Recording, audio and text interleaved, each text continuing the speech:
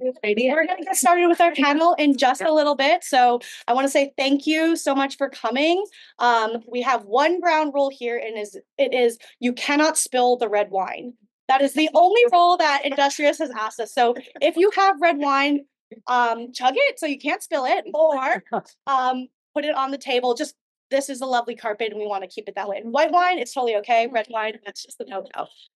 So we're going to get started. I would encourage, if you want to, please come sit up here. I know we're going to have some stragglers in the back. And so if you can sit up here, they can sit in the back. Otherwise, you may have a tall person sit in front of you. And I'm super excited. So a huge thank you to Industrious for hosting this with us. This is the wonderful co-working space that you are seeing here today. Definitely check them out, and we do partner with them. So if you want to try out Industrious co-working spaces, please let us know. We're happy to send you a link, and we're going to get started. Amazing. So a quick introduction. If you don't know me, my name is Clara. I'm the founder and CEO of Ask a Chief of Staff. We do a combination of two things. We do executive placement and search for chiefs of staff. So if you're looking for a new role, come talk to us. And if you are a current chief of staff, we do career development. So we have a community with over 100 different resources, with 400 different members, chiefs of staff at all sorts of different companies, and we bring them together to share knowledge about being a chief of staff. On this panel today, you'll see that chiefs of staff come in all shapes and sizes. There's a lot of different flavors, a lot of different responsibilities. And so we try to demystify this role a little bit more. Specifically with our panelists today, I will have them introduce themselves shortly, but you'll see as the stage and company grows, your CEO is also growing, or your principal is also growing, and you will have to grow with them. So you'll see that one chief of staff is probably not the right fit at a different stage of company and vice versa. And so if you're considering a chief of staff role, or you're looking for a chief of staff to supplement you, if you're an executive, maybe we can try and figure out what the best fit is for you today. All right, so we'll get started. We'll go down the line here. Oh, thank you very much. Each of our panelists introduce themselves a little bit. We won't do origin stories just quite yet, because that's part of my questions, and I'm going to run out of questions quickly. So we'll start over here to my left. Hi everyone, I'm Yoshita. I'll just take a moment before I intro myself and pitch the front seats. This is probably the nicest bunch of speakers. By profession, we are supposed to be nice. So front seats are going to be nicer than you have ever felt before. But having said that, I am Yoshita. I am a chief of staff at Sybil. We are a generative AI company for salespeople. And it's very exciting to be here. Hoping to be good. Amazing. And what stage of company is Sybil at? Yeah, so we are a Series A company. I joined last year. Back then, we were seed. So I did see the seed to Series A transition. I'm Dara. I am a two-time chief of staff currently at Rad AI, also a Gen AI startup. We are Series B backed by Khosla Ventures, and we do Gen AI for radiologists and health systems. We automate the workflow. Really excited to be here. Hi, I'm Casey Boyles. I am a Series E company at Guild. We're a ed benefits platform based in Denver. I am, I don't know how many times. I've had 3 principals, but I've had 1 job. I've been a chief of staff for about 2.5 years and currently support the COO and the CTO at the moment. Hi, everybody. I'm Samal Shah. I'm the chief of staff at ARM. We're in the semiconductor space. We design CPUs for basically every single chip out there that's in your pockets and whatnot. We're a public company. We were a public company when I joined 12.5 years ago, went private, became public again. And I've been chief of staff now for 4.5 years, and you've one-upped me. I've only my second CEO. Amazing. So we're going to start with chief of staff origin stories. I think chiefs of staff are very much unsung superheroes. So I think this is the right way that we can introduce somebody. So we'll go back around the horn. We'll start with Samal over here. How did you become a chief of staff? Good question. So, like I said, I've been with the company, had been with the company about 8 years, done a variety of commercial roles. We have licensing engagements, sort of commercial negotiations, contracts, and whatnot. And my previous role was actually, I was leading our sales operations team, which had a pseudo chief of staff to the head of sales component to it.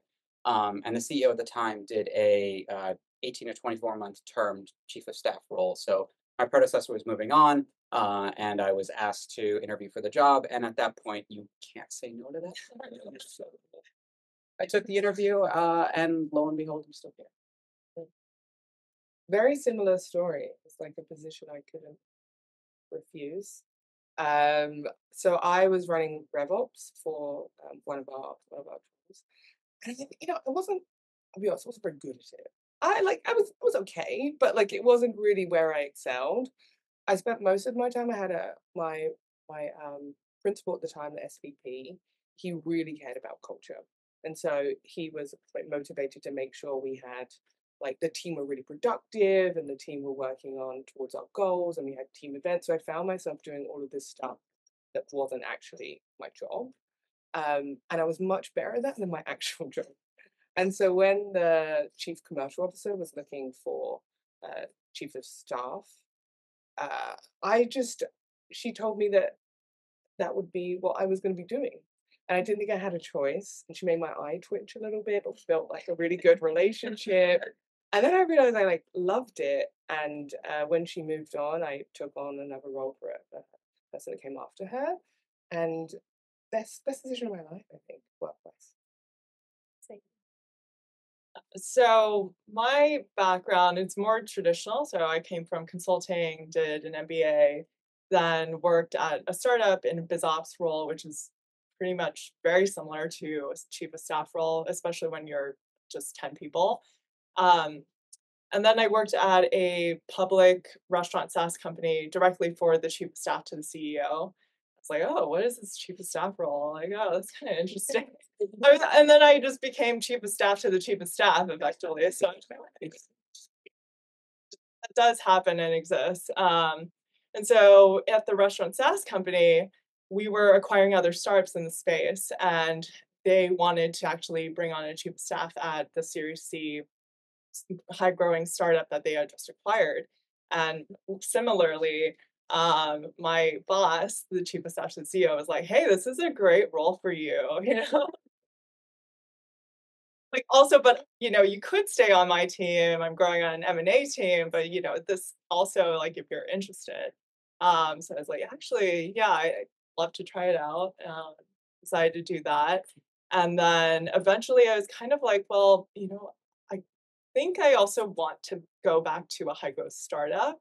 And then came across Rad AI and ended up at chief of staff to the CEO of Rad AI. Amazing. I would say that my story is more of external. Like it's, I think in all of your stories, it was more of an internal transition. For me, it was more intentional to be a chief of staff. The background is traditional.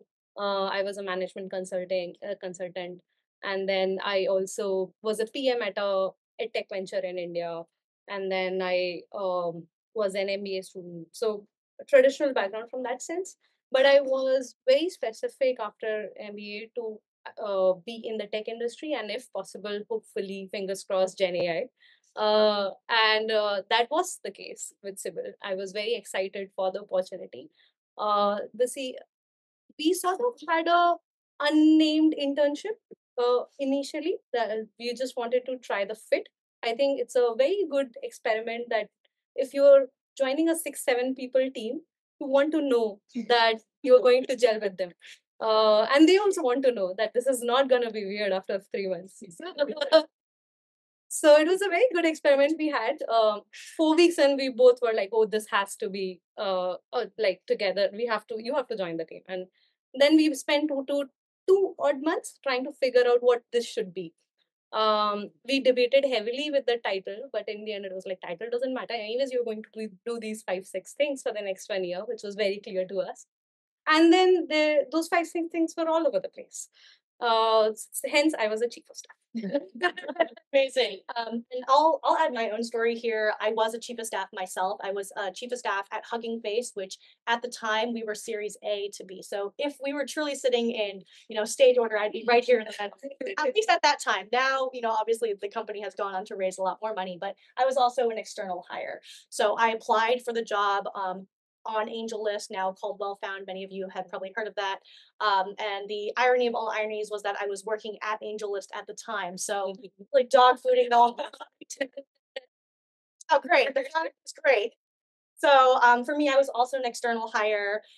This was a very technical team. They did not have an operations person at all. And so the CEO was basically playing a COO role along with all the biz ops stuff, with the finance, talking to the lawyers, all the stuff. So for him, it was really a role to help fill in the gaps so that he could focus more on product, on roadmap, and I could take on a lot of this back office operations. So as you can see, it can be an internal role. You can grow into it. It can be an external hire. There's no one right way to become a chief of staff. And I want to emphasize that for anyone here who's exploring the role. And so, okay, so now we get into the harder questions, which is, I always say, very hard to answer succinctly for a chief of staff. So we're going to cross our fingers and try and sound. So the first question for you here is, what are the main buckets of responsibilities that you work on? So we'll start with you, since you said 6 or 7 things. I would say there is one big bucket of whatever is important right now, and I call it the strategic projects. It's not strategic work. I don't think strategic work exists at a series seed or series A company. It is more of projects. Then there is a second bucket of, as you said, finance, legal, HR, some bit of guidance with the EA on the admin stuff. There's this. And a little bit of culture. These are the 3 major buckets, according to me, in my job right now. Those 5, 6 things that I was talking about, they were basically a chronological like set of events that we were expecting to happen. We knew that now we are going to go for some fundraise very soon, and then there'll be a scaling problem. And both of them did happen, and these were the 2 big strategic projects that I had to take up. And obviously, there was this bucket of all other functions that were being handled by the CTO, the CPO, and the CEO at that time. And I took all of that finance, HR, admin work together, made processes out of it so that they stop being ad hoc Excel sheets and start becoming a process that doesn't have to be revisited until we are 200. Because I don't know if it's true for every startup, but internally we always talk about we'll build anything that so that we one day when we go to IPO, this is okay.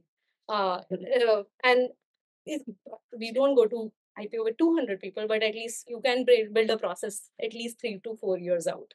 So every process I built within that bucket was looking at that time of horizon. And lastly, I talked about culture, and I think there's a bit of how do you have conversations internally when things go tough? What are the if does our all hands need to be changed in a particular way so that it addresses some problems within the organization that we have today, even though it's an unsaid truth, we know it's happening.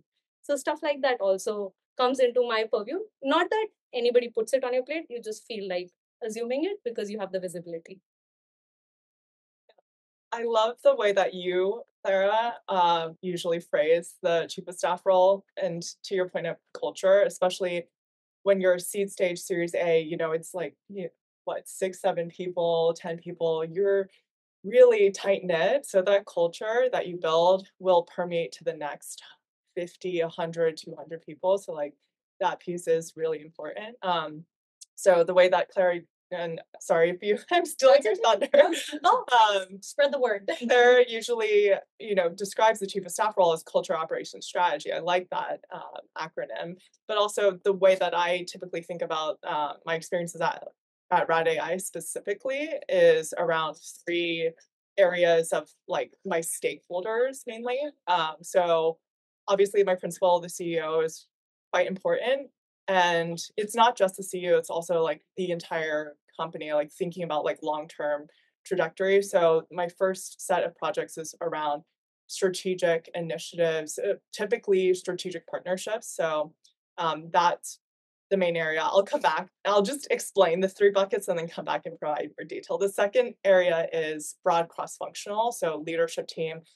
It's really important to build relationships with the leadership team on like a one-to-one basis and really get to know them, because it's a team sport, and in some ways you kind of try to be a player coach and help the entire team and company be more successful.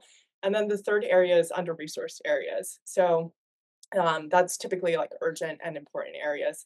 And so when I mean like strategic partnerships, I've helped build out, essentially quarterbacked the Google partnership to fruition with my CEO, the co-founder, and the engineering commercial teams. Like it is a huge effort. And that is also cross-functional, but all the other types of like cross-functional things is like BizOps and strategic planning for the entire year, strategic planning on a quarterly basis, but also we're, for example, building out our first ever user conference, and that requires a lot of coordination and alignment with internal, external stakeholders, typically, the most senior execs that we actually want to bring to this event. And then the third area of under-resourced areas, I've gotten an opportunity to turn around a team that was going through a major transition during a time of where we didn't have enough resources. And so I got to lead the recruiting team, actually, a team of 4, and helped streamline and get everyone like rallied to want to accomplish these things, and then helped hire my replacement, and then moved on to the next set of projects. So for me, it's really fun because I'm never bored. And that's been really exciting, but it's really dynamic, and so that can be a lot too, especially when you're trying to scale quickly. So I'm the chief of staff and culture. I got to name myself culture at the end. No, yeah, no one flagged it, so went for it. It's fine. And so I think I spend a lot of time on operations. Like I think I just get shit done. I pick up the things that no one really wants to do. This week I had an argument with our HR team because we just installed Workday as our new HRIS, and they displayed everybody's dead names in the system, like publicly for everyone, and just outed a bunch of people. So I got into they were like, no, this is just how the system's set up. And it's like, really? And so I think I used my like influence and power to raise things up and move things along. And it's fun because there's like random fires, things that my boss cares about, the principal. I think the thing that I enjoy doing most is the culture piece. That's where I spend most of my time. I have a choice of what I want to do. We are a remote first company. Well, yeah, we are remote first. We have an office in Denver, but we're thinking a lot about gathering since May, when we had a 25% reduction in force of the company. It was a big deal. One of our priorities would like get people together and make them feel aligned, know what they're doing. So I've organized 14 offsites since May. 3 more left to do. It's almost over for the year. So I've been spending a lot of time on like experience design. How do we want people to feel? What are the things we want to do? We are like done. Well, I am done with the like sage on the stage experience for events. And so even from like our small like 6-person leadership teams to I'm running a 220-person engineering team event. I'm reading a book about introverts to get into the mindset of the team. Channel. And so it's like all over the place. But I think I'm happiest when I'm figuring out how to make our teams work better together, to be like productive and high performing. And so I always gravitate towards those things. How long did you say we have? To 3 minutes. Chiefs of staff love rules of 3. So it's like that. So buckets of work, again, changes on a day-to-day basis, week-to-week basis, but my 3 buckets I would start with, again, the most important is the CEO office, right? I support the CEO of a 7,500 person public company, so it's everything and anything to do with that.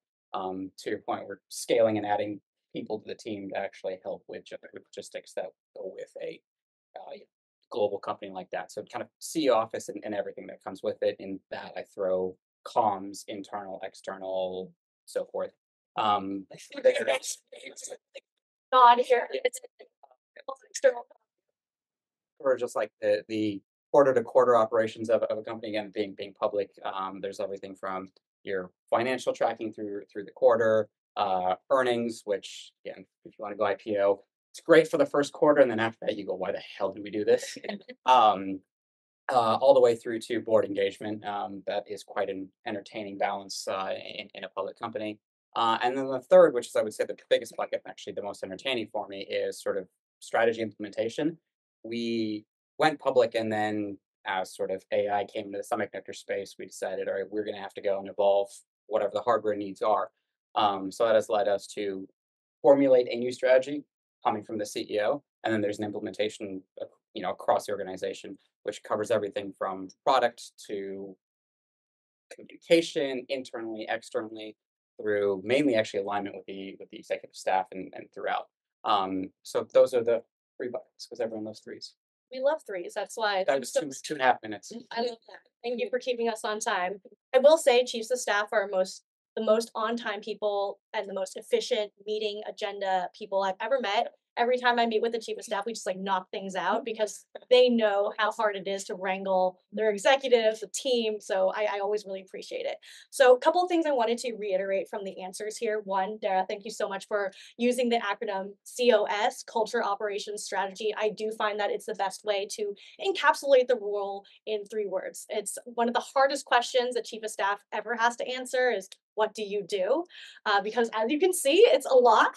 So, we try to use that acronym to just quickly bucket, and then it also helps, I think, frame the kind of more strategic work that a chief of staff does, and then if you work with an EA to help separate that tactical work. So we can dive into that later. And then the other thing I wanted to kind of talk a little bit more about too is just the role changes and evolves so much on a not even quarterly basis, not even weekly basis, but on a daily basis. And there's a fine balance between being reactive, obviously, to what your CEO or your principal is asking for, but also being proactive to try to think ahead a little bit more, so that you don't have to constantly feel like you're putting out fires, but you're preventing fires. And then one last point, I know we're using principal a lot. I don't know how familiar everyone is with the term principal, but generally we use principal as a term that of the executive of the chief of staff. So whoever you report to, for most of the folks here, it is a CEO, but like Casey said, it could be a COO, a CTO, it could be somebody else. So we use principal as a more encapsulating term. So just to help set the record straight. Okay, so a couple of things. I'm gonna target this question to Casey and Samal, since you have been chiefs of staff the longest in your current companies, but can you give us a little bit of compare and contrast of what the role looked like when you first started and what it looks like now to give a sense of scope and scale? Mine's probably easier. I think before I was very traditional chief of staff. I did rhythm of business, meetings, prepping for the board, that stuff, work on special projects and the culture things. As our team has evolved and changed, and I've picked up that stuff, I've just started doing stuff that I'm better at now. Dropped the strategy, the rhythm of business. We have other teams that do that. I've sort of handed that off, and I punt some stuff to. We still have OKRs and goals, and I make sure our teams are on track. But I find myself just doing the things I'm interested in doing. And my principal, we kind of work independently. We have our one-on-one. I see him in a lot of meetings, but I generally just like go, and I'm not checking in him as much. I just do stuff, and then if I break something, he lets me know. If I need some money, I let him know, and so that's sort of our relationship. Love being able to steal from others, just for the organization. So similar to you, I started off in what I would call a very traditional operational rhythm of the business that you made type role. It was very heavily process oriented. Again, we were a private company at the time, and it was a CEO who was much more focused on driving the day-to-day operational side of the company. So that was about 2 years of that. A pandemic in that, a failed acquisition where SoftBank, who owned them for the time, tried to sell us to NVIDIA. So 18 months of regulatory hell, all that. Not fun for anyone who wants to try to go through that. To your point, and then it evolved pretty quickly. The CEO today was president at the time, took over. Similar conversation to you of, let's see, a 4-week trial, let's kind of test it out. 4 weeks in, I'm not going anywhere, was what I was told. And it evolved a lot more to actually, we're going to go and implement a new strategy, which meant, to your point, yes, focus on a little bit more fun, entertaining things. So not only does it change on a day-to-day basis, but it changes on a year to year. And I think 4.5 years is probably a little extra than most people do. But to your point, I've been interviewing for second command to our office, and when they ask what does the scope of the office entail, sort of like I described the week, because it can go from really like flight logistics all the way to can you hold your own one-on-one with a board member, right? And cover anything in between. So the mindset of go get shit done and just figure out in between. This is kind of how we do it. Excellent. So I'm going to direct our next question to the two of you over here. Give everyone, equal time here, equal airtime. So Dara, you mentioned you had to turn around a team or help the recruiting build that up a little bit. Was that the most challenging project? And if not, tell us about one of the more challenging, sticky projects that you've worked on. Oh, interesting. Actually, it probably was one of the more challenging ones, and mainly because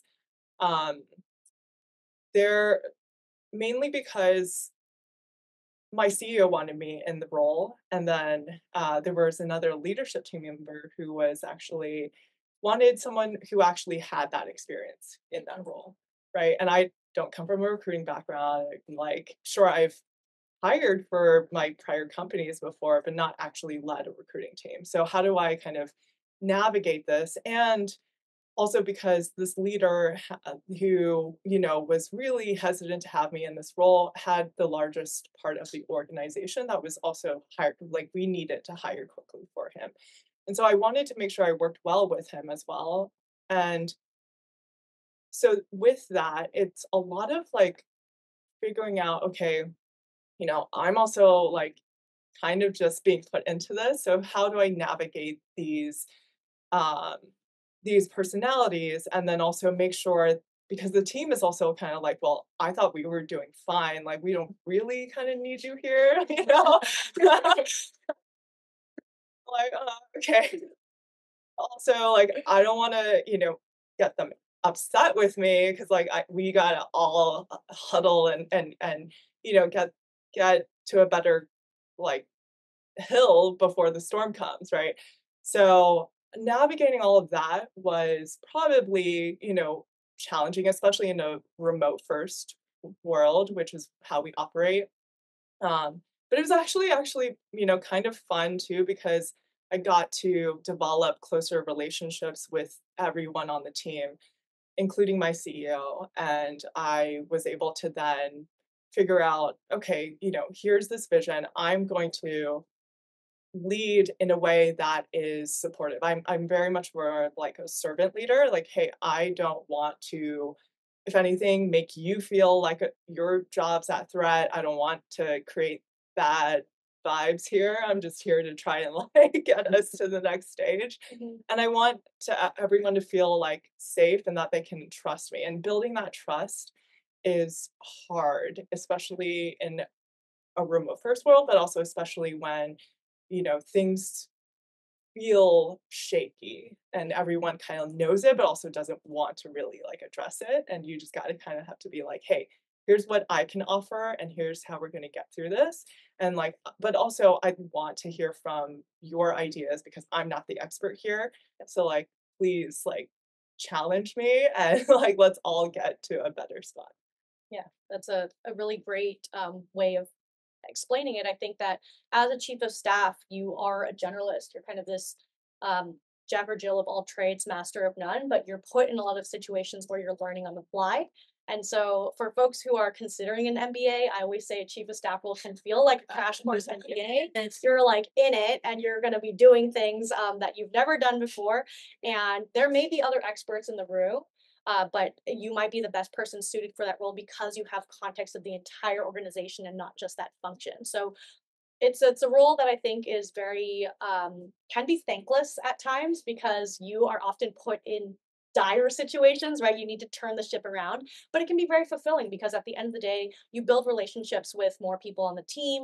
You get to say that you turn a function around or you learned a new skill set that you may not have been able to do had you been in a more specific function. So, Rishta, what about you? Any challenging projects that you can think of to share? There's a lot of challenging projects to think of, but I pick a recent one. And my favorite as well. We went for a PR initiative around our fundraise. And this was planned for like about 5 months beforehand that we are going to do this after the fundraise and whatever. And I felt that all was going well. And we were supposed to launch on July 31st. On June 20th ish, I think my CMO came up to me and said, by the way, I don't think I have the bandwidth to run this initiative. So can you take this up? At that time, I was already like behind on 5 other things that I was going to do that month. So I was like, our quarters end on July as well. So I knew that within this next 1.5 months, I have to ensure that the quarter ends well. I have my own list of things that I want to ensure that I do before that. And then there's this new initiative that needs to be done. Should I say yes or no? But definitely I am a person who loves these kind of initiatives. Okay, for myself, I will do this. But I did it, and it was challenging because, the reason why CMO did not have the bandwidth to do this was because we had hired 10 new folks in marketing, and we were just 5 before. Like, so we went from 5 to 15, and all of these people are less than 20 days old. And then we have to hold this big initiative for the first time ever within that team. So he was busy trying to coach everyone, get everyone on the same page, and at the same time, he has to ensure that we also achieve this initiative. Plus, there were parts of it that nobody would still own. Like we had to develop a video, and we like 1.5 months for a video. Anybody will tell you this is not a full production video that will go everywhere on the internet and will be our asset for 2 years in 1.5 months. However much money you put at it, people didn't take it. They were like, we are not doing this. So like you have to figure out hacks for that. I did not know I was a creative person, but I became. And that's just one part of the story. I had to ensure that the website is getting developed. Our website developers turned out to be not so good after a point. We had to rehire someone, and again with a new team and everything. So that was pretty tough. And even we had to launch on 6 a.m. on July 31st. Something changed at 5:59 a.m. Just like interview. Fun. And next day, we finally launched on August 1st and we went live, and all of our team was together on a call. It was a great bonding moment for everyone. Like, this new team is here, everyone is on a call at 6 a.m. People are in different time zones as well. Yeah. But I think that solidified us as a team, and that the journey of that project and the success of it, I felt was so complex and so fun and fruitful at the end that it made it like a great. Yes. Okay. I'm so happy that has a happy ending. I was like sitting here sweating, like ready for. I was like, what's the turn? Like, what's the turn of the story, or like the thing that's going to like be like turn everybody off from being a chief of staff? But it ends well. I want to add something here, if I may. We wanted to be in TechCrunch. Not only we were in TechCrunch, but we were TechCrunch top 3 that week. Amazing. So we were right under presidential candidate racing VC funding and civil raising Series A funding. It's a huge accomplishment. Okay, so we're gonna look ahead a little bit. I'm gonna direct this question to our two in the middle here about what comes next. So now I know, Dara, you've been a chief of staff twice now. KZ has been a chief of staff to multiple principals within your same ecosystem. What comes next? How long do you plan on staying in your chief of staff role? Have you given any thought to what your next steps are? I'm very happy here, so I think I'll just go until I get riffed. You're gonna have to carry me out. So I think I will stay. I see myself in the future trying to work with more dysfunctional teams. I think I've hit my sweet spot. I really love the chaos and like teams that don't work well together. And so I see myself hopping around. Like, the reason I'm working for the CTO is because his leadership team is really dysfunctional, and that's why I've been brought in to help them. And there's plenty more of those at Guild, so I'm probably just gonna hop around. And there's I think I'm gonna hop around, and I see myself being a chief of staff at bigger companies, getting more scope. And I think for me, if I continue to work on doing stuff that I really like and feel that I'm good at, I'm gonna be very happy. So I think for me, it's more building out and leading strategy and operations at Rad AI, including like ideally building out a team to support more of that type of strategic operations work. We are actually actively searching for my successor. So we're looking like and generally also there's I kind of having done the role multiple times, it's typically for me at least, and like where my sweet spot is, I feel like I prefer it being more of this 15 to or 18 to 24 month, 1 to 2 year type of rotation, and then graduating into like leading a team to either work on strategy and operations, or sometimes people graduate into leading a product team or leading people ops or rev ops, for example, right? And so there are many kind of avenues to graduating out of the role or even continuing to grow the office of the, principal, if you will. And I think for me right now, we are actively actually looking for my successor, ideally someone who is a former founder, has scaled. Since I've already seen the like A to Series B, we're looking for someone who has scaled from Series B to C and beyond. And so we're looking for more of like that type of profile who has also had extensive board experience and investor management experience. And it's an exciting time. If you're interested, please chat with me. Subtle job at it. It's funny because this is the second tech week we've done. So New York was earlier in the year in June. We also did a panel there. And at that panel, one of the chiefs of staff also announced that a successor. So you get a lot of like on the ground. You heard it here. You get the first dibs at the job posting here, but I really like what you're saying, and it can go both ways, right? And that's why I wanted both of you to share your experiences. Being a chief of staff, it can be a career role. For some people, they really do enjoy this second in command, servant leadership, lead from behind. And especially if you enjoy working with your principal, you might decide that 2 years is not enough. I want to continue to grow. And as your principal grows with the company, your role is going to change. As you can see, it changes all the time. So it's not like you're stuck doing the same thing, even though your title may not change. And for others, it's a stepping stone into growing your own team down the line, right? You've built all these great connections at your company.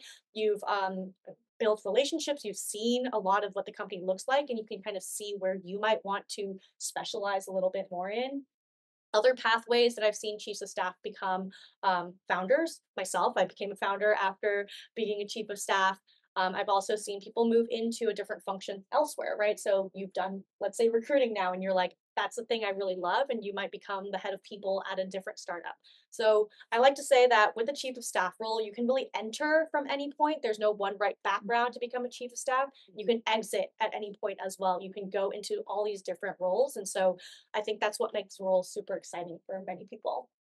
Okay, so I want to just keep it eye on time here. We're good. But I'm going to give you a chance to give some advice to our future chiefs of staff here. And we'll go down the line coming from Samuel here. So you got to come up with your own original idea this time. So if I wanted to become a chief of staff in the future, what would you suggest I work on now so that I'm well set up to be a successful chief of staff down the line? I would say try out a bunch of different roles with the mentality that, you know, the approach I had when I took over as chief of staff was, like I said, they're generalist. You're not responsible for anything, but you feel accountable for literally everything. And you're working with everybody across the organization who said might have more expertise than you do. So my approach was always this sort of as much EQ as I could put in and take my ego out of it. Very sort of, how can I help you first is my first port of call to anybody that joins the company. So my advice is sort of try out different roles where you have the opportunity to function in that way. And also try out roles where you just have to go get shit done without being the expert in there. Because I think as everyone's described here, you're put in situations where you're going, how in the world am I going to figure this out? And you just have to do it, right? And I feel like what makes my relationship with my CEO work is I have the mentality of problem. All right, I got it. Leave it. Like that's not your problem. You're not going to ask me about it. You're not going to worry about it until I come back to you. So roles that allow you to have that, I feel like it's a mindset. And if you like that mindset, then do the job. If you don't, you just look at something else. Other pathways. Um, uh, two bits of advice of a similar vein. Just start fixing things. Just start doing things that you see that are broken that you can do. Just start doing them without anyone asking to do it. I think it helps build a reputation. People can see that you can figure things out and you can get it done. And with my big piece of advice is start to build the relationships with people. I am friends with everyone in the org. I spend a lot of time having coffee chats. Like I like doing that, but it's quite strategic in some ways. Like I know everything that's happened in the organization, and I've built relationships where people trust me, so they will come and say things to me that they know is going to keep anonymous, that I will like lift up and try to solve them. And so that relationship piece with everyone from like EAs or customer support staff to execs, I just talk to everyone and try to get to know them. I will try to not repeat what it said, but I would totally agree and not emphasize like that relationship with the EAs, the administrators, is really important as well. There are really like three things for me. One is there are so many great resources out there now, especially like Ask a Chief of Staff, the blogs, the articles on First Round. Like there's a lot out, like even McKinsey and BCG are writing about chiefs of staff now, right? Like I think when I started in this role like 5 years ago, essentially there was really nothing. Maybe like HBR had one article. So definitely like research. And then two, talk to other existing chiefs of staffs. There are so many different flavors and like of the role, and it varies within companies itself when the different chiefs of staffs, even and from person to person who they're supporting, it varies, but also across stages of company and industries. And then third would be clarify the role, because it varies so much. You really got to be the one to advocate for yourself, but also you and your principal have to really jive and also educate everyone, like, who you're supporting, ideally the company, because it varies so much. I think that almost everything has been said. There's just one thing which I feel is extremely important. All of the chiefs of staffs deal with chaos. If you're a person who wants to receive clear direction and get on with it, and that's what you enjoy in life, that you get the result done and you get some appreciation for it, and that's what your flywheel is. Chief of staff will not give you. You have to be a person who has something else to gain from this. For example, for me, I want to be a founder in future, and I wanted to put myself under pressure of chaos and ambiguity, and wanted to be pressurized to take decisions with little data. That's why I'm here. So there's an ulterior motive for me for to go through this. I and like I've been a management consultant before. I thought that was strategic work. Probably it's ambiguous and we structure problems. Chief of staff was completely different. That kind of ambiguity I've never dealt with. And I was sharing with somebody here already. I have had to take decisions at 20% of the data of what I would need ideally. And what is it? Like, it doesn't even matter that much. Like, that basically means that I'm taking decisions with gut. And then hoping that if this does not crack, then it's good. Otherwise, I'll act quickly. So you have to be someone who's okay with ambiguity and can manage their own lives so that external ambiguity does not bother them. Nobody else is going to do that for you. You have to be in charge. Yeah, there's just all of this advice. I'm gonna give a big +1 to all of it. I think, Samuel, you said chief of staff is more a mentality, a mindset, than it is a specific set of skills. And I know I get this question a lot. I'm sure all of you do. Do I need to get an MBA? Do I need to learn Excel? Do I need to learn all of these quote unquote hard skills in order to be a chief of staff? And my answer is always it depends. It depends on who you're a chief of staff to. It depends what company stage they're at, how much resourcing they have. You might have an Excel wizard, so you don't need to know how to write a function or anything like that. Or at an early stage company, hiring is more important. So having an HR and recruiting background is really going to serve you. So instead of looking for a specific set of skills to learn, work on your EQ, work on your relationship building. Be okay with ambiguity. I don't really know how you practice that necessarily. Like you just throw yourself into chaos, but I think all of these things that all of you have said are so important. So with our last couple of minutes before we head into questions from the audience, I'm going to do a lightning round, true or false, and all you're allowed to say is true or false. That's it. And if you want to know why they said true or false, then we can take that out, do it over wine. But these are, I like to call like spicy hot takes, and then you give me a yes or no. So we'll just go down the line and come back. My first one is chiefs of staff hold no real power. True or false? False. False. False. Hell no. Amazing. We'll come back. The chief of staff role is a fad title. False.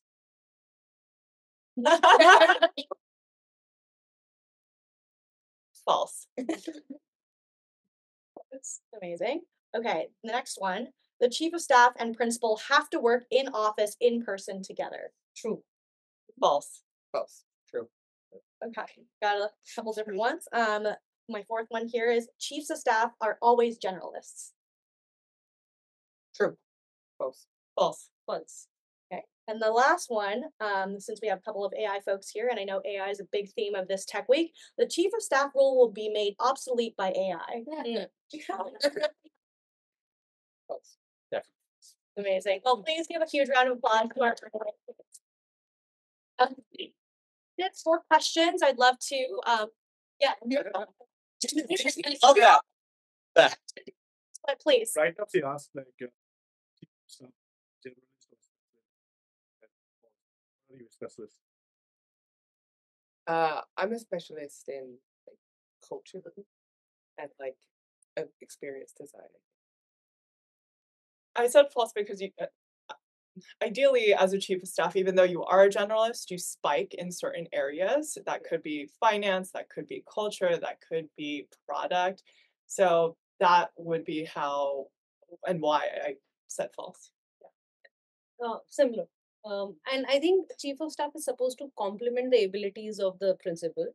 So if there are certain areas where the principal spikes in, they generally look for people who are spiking in other areas.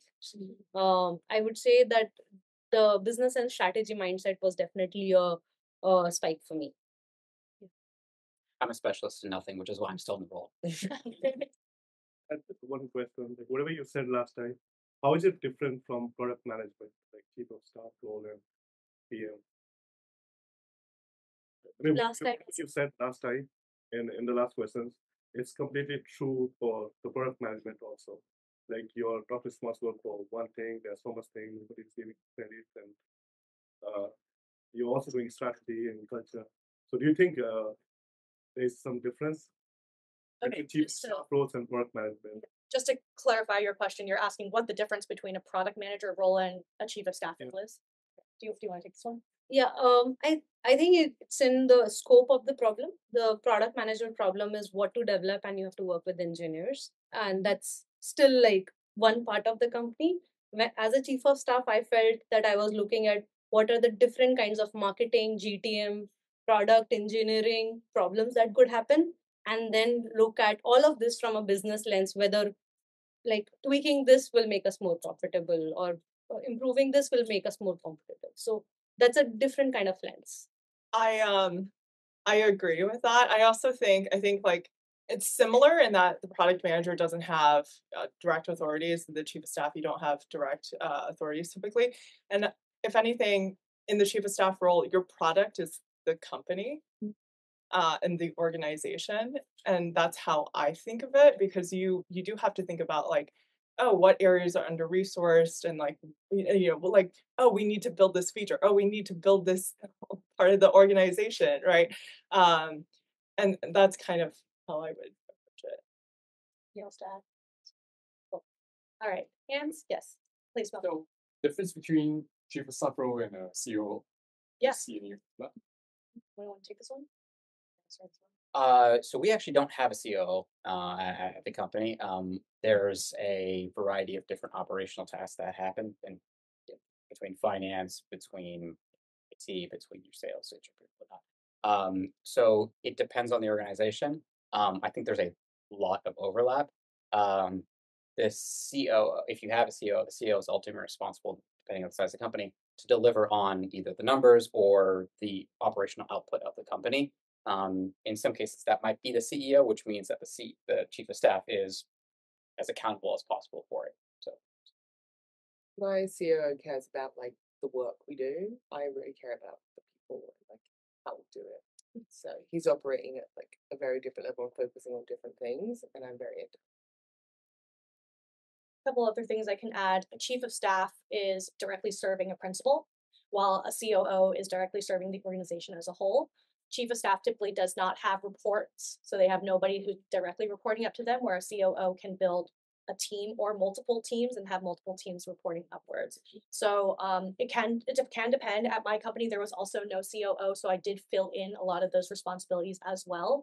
But I was working very closely in tandem with my CEO, and that was a potential career path that I could have taken to grow into a COO role, because it is an official C-suite title.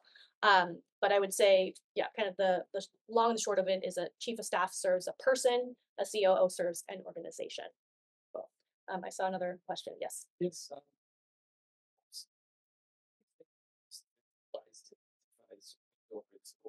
CEO to get to be the best people staff. You mentioned remote work. Interested, especially in that. So yeah, a lot of people. So I am we're fully remote. My CEO has been based out of Hawaii for the past year. yeah, I your actually replacement.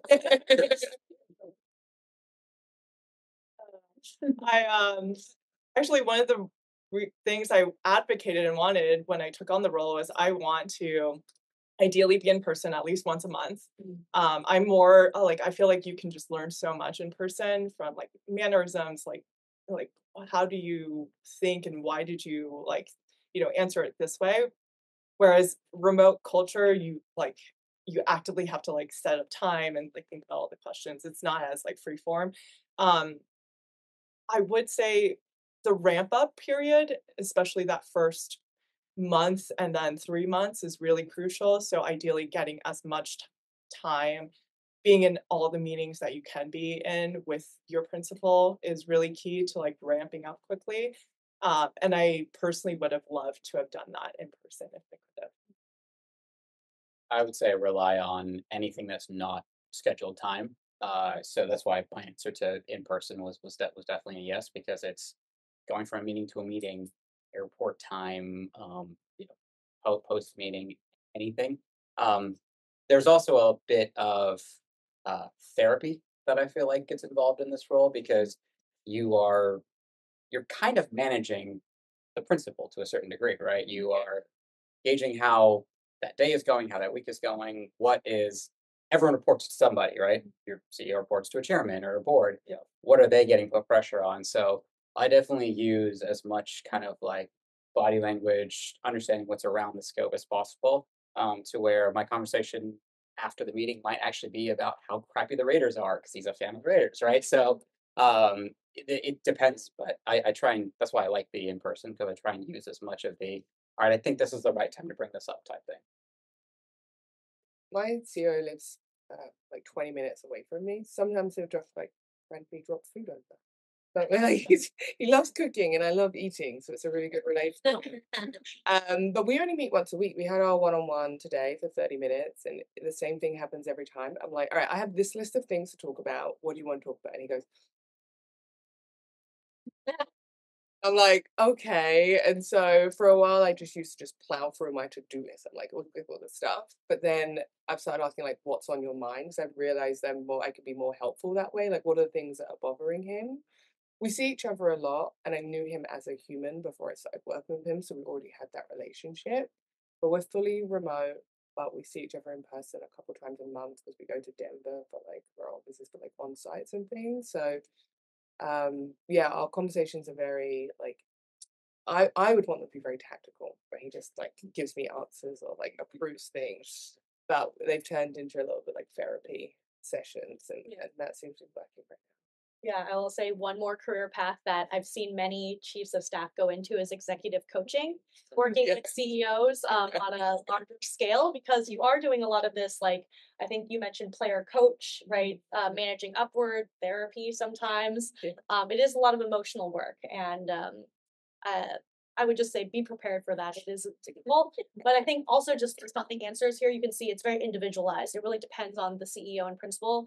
I liken chief of staff and principal pairings to dating. Like you could want a girlfriend, I could want a girlfriend, but like what we want is very different, and how you communicate with them is very different. Like some people like to text, some people like to get on the phone, etc. And as somebody who started my chief of staff role in February of 2020, I was in office with my principal for 1 month, and then the world shut down. My principal moved down to Miami, so CEOs, tropical climates, and it was a hard shift. It was a difficult shift because we went from I could sit and look over his shoulder, I could just jump into every meeting, we could walk from meeting to meeting and debrief very quickly, to having back-to-back Zoom meetings and no longer having that just like that in between time, right, that you mentioned. And so we had to become more intentional about that catch-up time, which is you have to be very like structured and scheduled with, which then takes a little bit away from that kind of free-flowing stream of consciousness. Okay, yes, question over here. Thank you for speaking. Seems like all of you kind of got this role from a different role. You came to it from an internal place.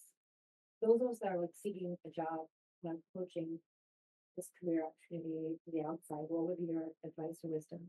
I think the two of us are both external, so please. Actually, yeah, and also for your Yeah. external.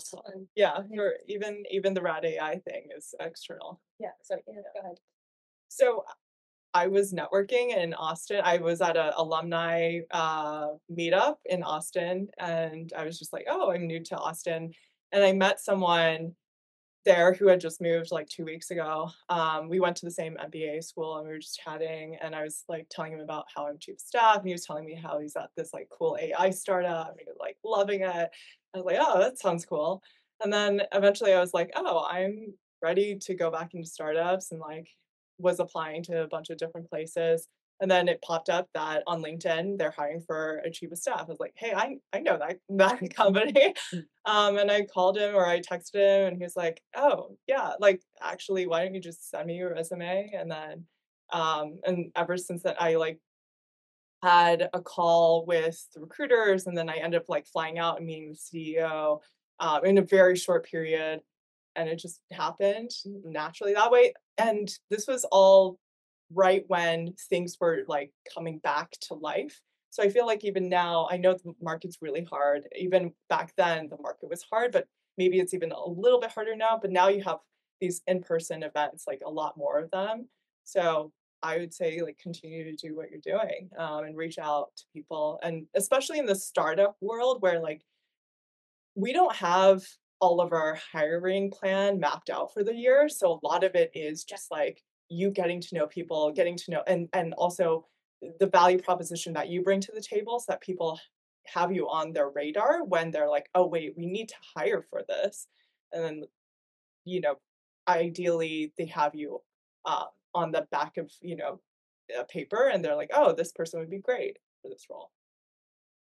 I think something that worked for me in the bad climate last year was the experimental phase that I had, because it's a very low stake situation of a 3 month sort of engagement. It gives both parties a very good opportunity to understand whether this role exists or not as well.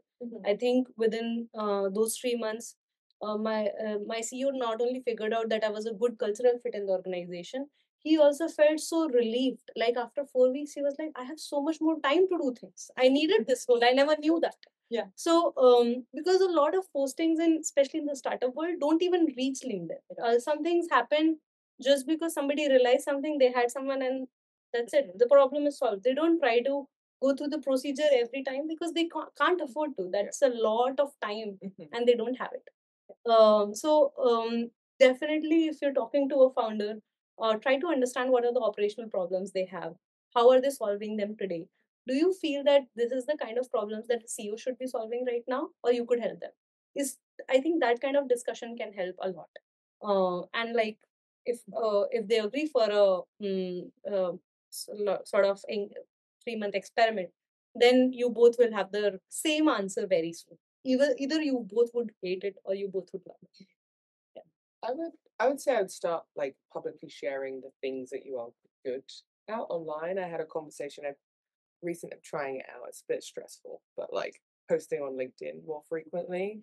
And someone I worked with was like, "You're doing this now," and I had a call with them, and they hadn't even opened the role yet, and they were like, "We're looking for a chief of staff." And so I think putting yourself out there, demonstrating the things that you're good at, is a good way to signal to people, and then with the networking, you'll find that people come to you. And I was at a talk the other day where someone talked about like expanding your like zone of opportunity and like zone of luck, and I'm like, you should start putting yourself out there. I'd say the other thing out of the networking bit is also to not only network with current chiefs of staff, but also to network with others in organizations, because they might then recommend an individual for a role like that. The role I'm hiring for, we put online, had a bunch of external applicants.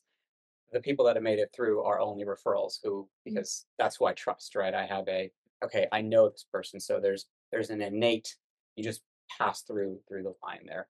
Unfair. It is unfair, 100%. But it was only through somebody in our legal team or somebody in one of our investors or so forth.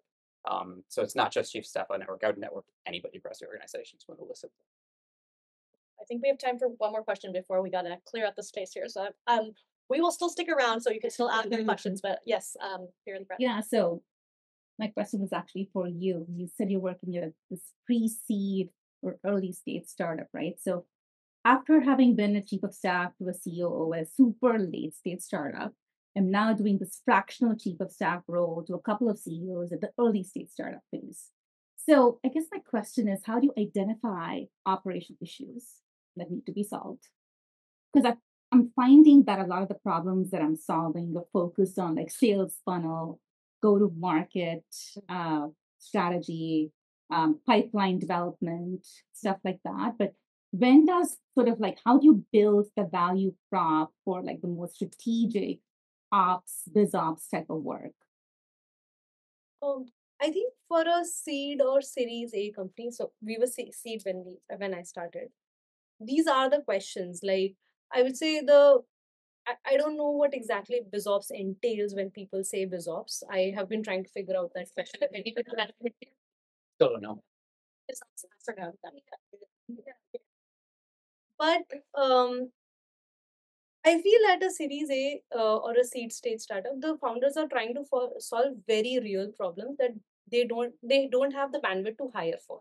Right. So it's probably a GTM strategy should be done by a sort of CRO or a head of sales person who knows this in and out, but they definitely cannot hire for that. And they are trying, and they themselves, I feel that was very true when I was seeing these folks. There were 4 founders, okay? And they have solved everything in the last 4 years with their own brains. Now, whether they read about it or they talked to someone, and at this point, they are complete believers of the fact that if you want to solve a problem, you can solve it yourself. Mm-hmm. Now they are expecting one more person to do that along with them. Now you have to be that person. There's no choice. Mm-hmm. Now that you've gotten into yourself into this role, somehow you have to like take the call. It's, I think more often than not, it was just about taking the call. Anyways, they were okay with failure all the time because they have also felt that and seen that before. At a Series A company or an early stage company, the competitive edge is how fast you can experiment, learn from it, and do another experiment. And that's the value you bring to the table. So if you're solving a GTM motion or a pipeline, just go with the most basic thing that you can build with the least amount of execution needed, but solves the problem. And if it goes well, it's great. Otherwise, iterate on it as fast as you can. That's all. That's it. That version 1, I had to iterate on it multiple times till it got to the board so she could go hire a sales team to go execute on the GTM strategy. But I think there might have been a shorter path. I don't know of that particular situation. But sometimes they don't know what they do. Right. And you also never have the, like, I don't know, sometimes if I go with the girlfriend analogy, you have to fail in one relationship to succeed in the other. You have going to be fit in life with. So it's the same thing in this one. But I don't think everything has the like right answer in this one. Just there's unfortunately no silver bullet when it comes to doing this. And so each situation is unique. And like you said, it's like so far they've used their own brains. So now they want you to use your brain. So yeah. Okay, well, on that note, I'm gonna wrap up the panel here. We'll be outside to take a couple more questions. But thank you everyone so much for joining. Huge thank you to Industrious. To connect with all you on LinkedIn. I hope you all follow up and have more conversations amongst each other with our panelists, with me, and everybody please get home safely. Amazing.